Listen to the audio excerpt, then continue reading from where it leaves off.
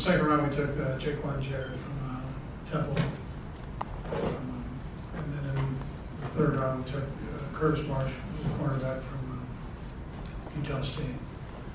The thing we liked about Jaiquawn was he has all the intangibles, so you're getting a good, solid, smart guy. Made all the defensive calls at Temple. And then you're getting a very explosive hitter. One of the more intimidating, if not the most intimidating safety in this draft. When you talk about people that will come up and smack you, he'll come up and smack you. And he loves to play the game. So again, another solid choice as far as being a good football player, somebody who loves to play the game and is tough. Curtis Marsh is a corner that had been a running back that they moved over to corner. He played a couple seasons at corner, and I'm close with their head coach there, and I've had an opportunity to talk to him and, just on Curtis's upside. But what you're getting with Curtis is a big, strong, physical, fast, and very, very intelligent cornerback who doesn't have quite as much experience as some of the other guys in the draft, but we feel like he, with our coaching here and his athletic ability, will really develop into a fine football player and a starter eventually here for the Philadelphia Eagles. So all in all, we feel very good about these picks, and they feel again they're quality guys. And they're tough guys, and they're good football players.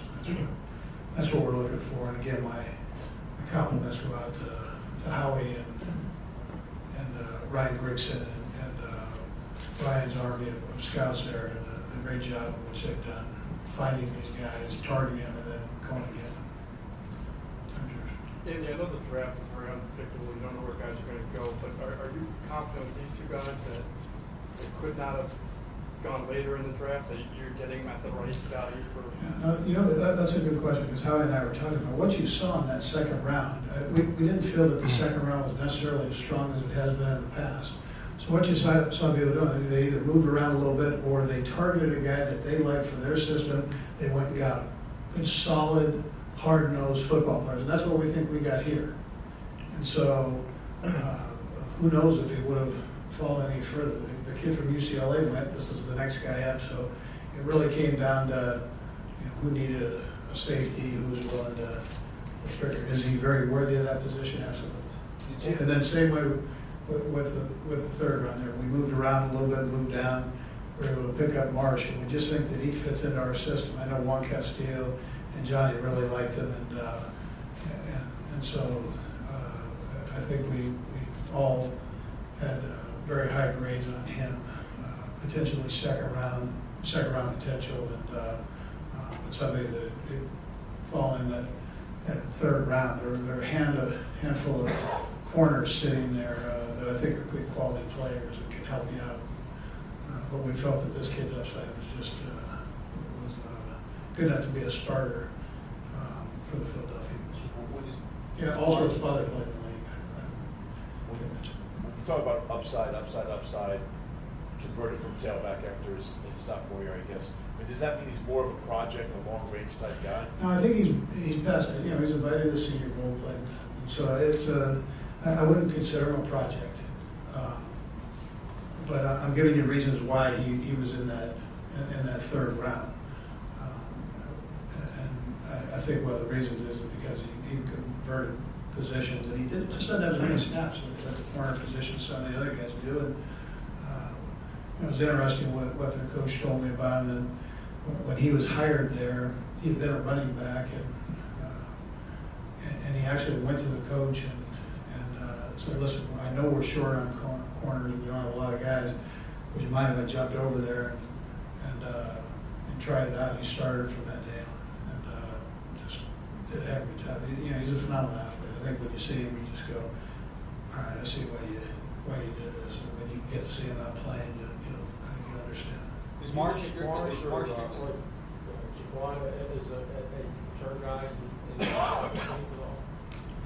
Well, I mean, you guys know Jarrett. Jarrett was a special teams player of the year and all that stuff. So, and Marsh likewise plays special teams. They're not return guys, but they're good special teams players. Marsh strictly a cornerback and Jarrett strictly a safety. Yes. Yeah, I know. I saw where Jarrett was asked a question, and had we talked to him about corner? No, he's a safety. And I mean, he's one of those. You know, it's not fair to compare him to Brian Dawkins, but they're the same stature, size, same speed, and they both will torch you. Different personality, different guys, but I don't think you want to run over the middle on either one of them. They'll both blow you up. Getting two players for your secondary today, I mean, is that kind of a direct answer to your problems in the red zone? Yeah, I haven't gone that far. Listen, I'm just trying to, along with how we accumulate good, solid football players that are tough here and that are good people and smart and those type of things. And these guys fit that. Well, they're in a position. I think we have a good young secondary there, and these guys add some depth. Andy, does the fact that you got free agency coming after the draft this year kind of afford you an opportunity to take a guy like Marsh who might not be as ready to plug in as maybe some other corner, and then look at a position like that later in free agency or in trades? Well, listen, I'm going to tell you the same thing. I think Howie told you. I've told my staff this, and I might even mentioned it yesterday, but this is just a part of the whole. So we've always banked on going in and getting good football players, and that's what we try to do. We feel like we did it here. We also know that somewhere along the line, free agency is going to come about, and wherever we feel we were to need somebody, we can always look at that. But again, these are quality players. We have quality players here. This presents great competition and good youth. And you know how this whole thing works. You build your team through the draft, and then you kind of fill in holes with free agency, knowing that free agency, the odds of success have not been great over the years statistically. So, but you keep the number down in free agency, and you try to build it this way with the draft. You must have been fairly confident Marsh would last those 5 picks anyway. Did you have any sense of what the other? Well, this is what I was saying, Jeff, that you don't know in this draft. I mean, there are players coming off that I'm telling you, people. Because of that second round, again, there weren't a great number of players there, so people felt that they feel the third and fourth rounds are maybe a little thicker in quality. So you're seeing players come off of there that you really didn't expect to come off, but it's because people liked him. So you get there and you find a solid guy that you like, you go take care of business. And the safety position wasn't the deepest position on, I don't think, anybody's board. And we thought that Jaiquawn was just a tremendous football player. So that to me was a slam dunk. We brought him over here, we worked him out. I feel like I have fairly close connections to Temple, so I kind of know what this kid's about. And you can't find a single thing negative about this kid here. I mean, he is.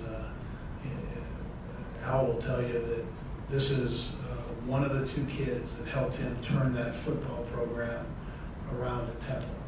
And what a compliment that is to him. Not that he doesn't praise all of the guys that helped him build that thing, but he said this kid here was one of the primary leaders of that crew that helped turn that program around.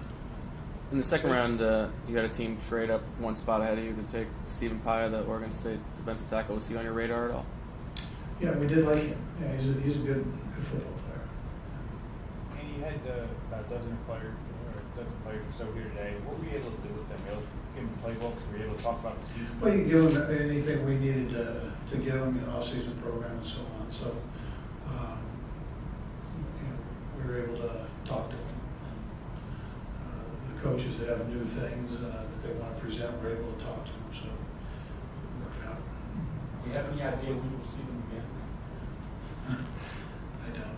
Listen, I'm taking it day by day, just I think like you guys are. And it was nice to see him here, but I also understand the process that everybody's going through to, again, make this thing right for both sides. You were able to also call any players you wanted to. Did you call Kevin Cobb by any chance to let him know? think stand with him? Well, I told you, we've talked to, I've tried to talk to a few of the players. Actually, Kevin reached out to me, and he has connections with our first pick, with Danny's coach, and that was also his coach. So he texted me and let me know that his coach sends him with the highest praise, and just thinks that was a heck of a pick. And so we were able to talk. So that's Utah State's defense, I don't know what that, is it similar to what you guys do, so that Curtis won't have too much of a... Yeah, well, this is what you saw there. They throw the football a little bit, so you have plenty of snaps of throws. And you saw him in press coverage, which he's very good at. He's so big and physical. He's very good at that. You also got to see him in off coverage. And you got to see him a little bit inside receivers. So they do, I guess, out west there in that conference, they do a little bit of throwing the football, so you get to see him against pretty good competition, and also doing similar things. Terminology-wise, is it the same? No, it's not the same. Andy, you took, obviously you took Nate in the second round last year. You took the second and third round defensive backs. You have some other young guys. Is this part of a conscious decision? You have to get younger in the secondary? Well, younger and deeper is what you're looking at. So you need depth there and flexibility. And so this gives us another two good young players that really have some qualities. And I was looking for, with the two safeties, Howie and I were looking for something special there. And really, we've got 3 or 4 of these guys back there that we feel pretty good about. But Jaiquawn did all the calls. He made all the adjustments. He's got what I consider tremendous football knowledge and great retention. So I think just he's naturally a smart guy, team captain, graduated, all those intangible things. But on the football field, he's able to translate his smarts and make the adjustments that need to be made on that back end that are so crucial. So you use that term, he never puts you in a bad position. And as you know, offenses in this league are crazy by formation, by motions, by shifts, and you need a quarterback back there that can move you around a little bit and get you lined up. And he's done that. He's done it well. He's gotten high praise from all of his coaches with it. He's one of those guys that you've got to kick out of the office because he wants to know everything. And you need that back there, a quarterback type back there. And I think we've got a couple of those guys back there that we feel pretty good about. Could you bring back Michael? We really haven't even gone there with all that. Listen, this is a crazy time right now with all that, but this gives us, Howie and I'll sit down and we'll figure all that out. But right now, this gives us some good youth back there. Was Jaiquawn, the hitting ability, was that maybe the deal breaker then, or was it just everything? Well, listen, you guys have more knowledge of him than you do these other players because he's right here. So I'm sure you've all seen him play. And he's one of those guys you can watch him play. He jumps out at you. I mean, he just crushes people. And I know that's not the National Football League, but I know he did that in high school. I know he transferred that to the college level, and I expect him to transfer it to this level. He's a big time hitter. And you still have a decent amount of picks left. What are you seeing in the latter rounds? Well, listen, it's too hard to tell right now the way things are going, but I think there's talent. Like I told you, I thought the 3rd and 4th round, there's some good solid talent in there, and I think when we get to that 5th round, we see how maybe some guys have fallen or whatever. That's going to be a good solid round for us too. So we were able to pick up a 6th round pick that we didn't have when we were working the Curtis's in there, so with the Ravens. So I think we'll finish strong, and will we move around a little bit? I don't know that yet. We'll have to have to tell you tomorrow when things get cooking. Any of your quarterbacks, your quarterback guy, you kind of keep guys, you keep your one eye on how that plays out in the draft and how that could affect whether you have a partner trade with as far as Cobb goes. Well, listen, I watch where they all go. Right now, you can kind of eliminate that from your mind because there's nothing you can do about it right now. You got to just kind of see how things fall and then go from there. Do I sit there and go, oh my goodness, that guy, went here and I don't do that. That's not where I'm at. You're too focused in on what's happening at the moment here with your own picks. Okay, thank you.